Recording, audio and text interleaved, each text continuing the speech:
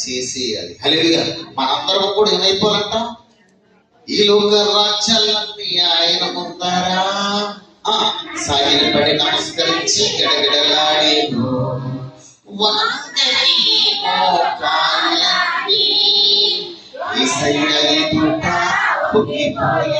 హల్లెలూయా. ఎక్కడ ఉండాలంట? మరి దానికి ప్రయాసపడుతున్నావా? నీ ధన్యత ఎలా రావాలి? నేను చూస్తున్నాను మీ ద్వారాగా, ఈ సంవత్సరంలో నీ ద్వారాగా, ఎవరి ద్వారాగా రక్షించబడ్డ నీవు ఏ అధికారం నీ దగ్గర ఉందో నేను చూస్తున్నాను. హల్లెలూయా. ఏం చేయాలి నువ్వు? దేవునికి స్తోత్రం. వంకని మొఖాలు, తెలియని హృదయాన్ని ఏం చేయాలి? నువ్వు ధన్యురాలు కదా, నువ్వు జీవగ్రంథాల్లో ఆనందిస్తున్నావు కదా, ఆ ఆనందాన్ని మరొకరికి పంచాలి. సేమియా అడుగుని మరొకరికి 90 మందికి పెడతాం. దేవునికి స్తోత్రం కలిగింది. బిర్యానీ అంటే 90 మంది క్యాకెట్ పార్టీ చెప్తాం కాదు. ఈస్ని గురించి అంతకంటే ఉత్తమమైనది అందుకే నీ రాజ్యం వచ్చిదాకా నీ చిత్తము. మరి ఆ చిత్తం నెరవేరుతున్నారా? ఆలోచించండి. ఆలోచించవలసిన కారణం ఉంటాయి. ఏ దినాలండి రాజ్యాల మీద రాజ్యాలు కొట్టుకుంటున్నాయి. ఎప్పుడు ఏమైపోతుందో తెలియదు కదా. ఆలోచించండి ప్రియులారా. అందుకనే దేవుడు అన్నాడు సమయము ఆలోచించరా సమీపించి ఉన్నది. ఇలాంటి సమయం మళ్ళీ సమీపం కదా, ఈ రోజు రూపు అవుతుందా? ఆలోచించాలి. నీ జ్ఞానరాలు, నువ్వు ప్రార్థనాపరురాలు, నువ్వు ప్రార్థనాపరుడు. నేను తలగా వచ్చాను తాకుంచి నాకు డౌట్ మిమ్మల్ని అడుగుతున్నాను. తలకొంచడం ఏం చేయాలి? దేవుడికి మహిమ రప్పించే కార్యాలు నీ ద్వారా జరగదు. ఇప్పుడు చెప్పండి, ఫలించే చెట్టుగా ఉన్నావా? ఫలించే చెట్టుగా ఉన్నావా? మరి ఈ సంవత్సరంలో ఏ యజ్ఞం రాసినప్పుడు ప్రభు గురించి ఏ యజ్ఞం రాశారు? దేవునికి స్తోత్రం కలిగిందా? 30 వంతుల 60 వంతుల 100? ఏది ఇష్టపడతారు చెప్పాలి? ఏది ఇష్టపడతారు చెప్పాలి? వంతుల గురించి తీసే ఒక పాపి రక్షించబడ్డ పరలోకం నందు దేవునికి మహిమ. హల్లెలూయా. ఎందుకంటే నీ ద్వారా వాడు కూడా స్తుతులు, ఘనత, మహిమ, ప్రభావం ఆయనకి చెల్లిస్తాడు. అందుకని సమయము సమీపించి ఉన్నది కనుక ఈ ప్రవచన వాక్యములను చదివేవారు వాటిని వినేవారు, చదివేవారు, వినేవారు, రాయబడిన సంగతులను కైకొనేవాడు ధన్యుడు. హల్లెలూయా. ఈ రాశిని కైకొనేవాడు.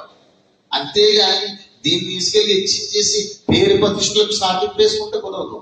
చదివేవారు ధన్యులు.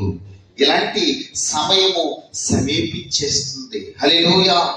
దేవుని వాక్యముల గురించి ఈ సంగతులను రాయబడిన, ఈ సంగతులను కైకొన్న స్నేహితురాలా, దేవుడు సంఘములో 4వ అధ్యాయం చూడండి. అహాను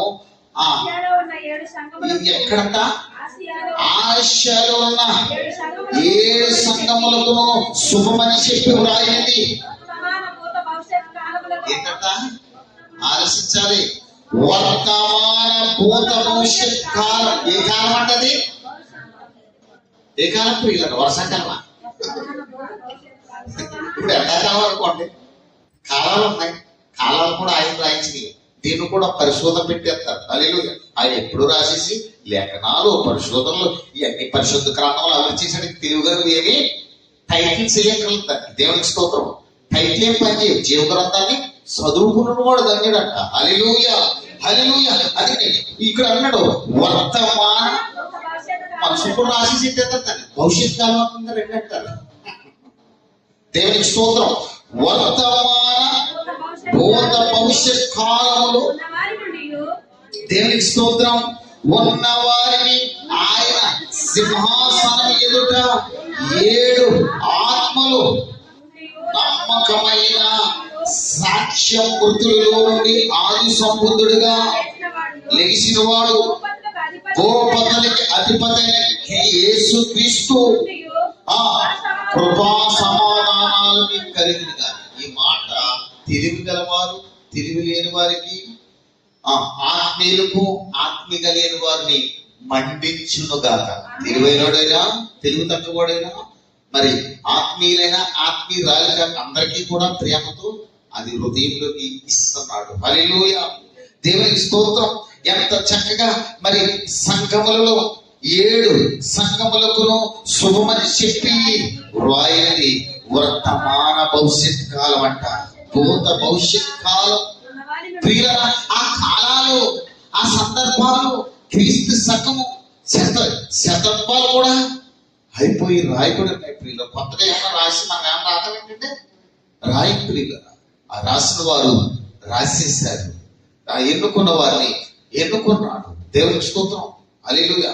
పుస్తకం పౌరులు ఉన్నారంటే ఇప్పుడు లేదు ప్రియులారా. వారు పని వారు చేసుకుని వెళ్ళిపోయారు. యేసుక్రీస్తు ప్రభువుల వారు వచ్చారు, ఆయన పని ఆయన చేసుకుని వెళ్ళిపోయాడు. నీకో తల్లి గర్భంలో నేను ఇచ్చాడు, నీ పన్ను చేసుకుని వెళ్ళిపోవాలి. లేకపోతే కరెక్ట్గా ఎక్కడ ఉండిపోతాడంటావా? లేదు ప్రియులారా. ఒకవేళ ఇంటికి వెళ్ళిన అక్కడ కూడా ఇండియా చెప్తే సాక్షితం, ఇక్కడ సాక్షితం లేదు, అక్కడ సాక్షితమైనది ఏది లేదు. సాక్షితమైన రాజు నీ రాజ్యం వచ్చుగాక, నీ చిత్తము నీ ద్వారాగా నా ద్వారాగా నెరవేర్చబడదు కాక. అందుకన్నాడు వర్తమాన భూత భవిష్యత్ కాలంలో ఉన్నవాడు ఆయన సింహాసనం ఎదుట 7 ఆత్మలుగా నమ్మకమైన సాక్ష్య మృతులలో నుండి ఆది సంబుద్ధుడుగా లెగిసిన వారి యందు గోపతులకును అధిపతులకుని, ఎలాంటి వారికంట? గోపతులకును అధిపతులకుని యేసు క్రీస్తు నుండి కృపా సమాధానము మీకు కలుగును గాక. అటువంటి కృపలో మనము కలుగునుగాక.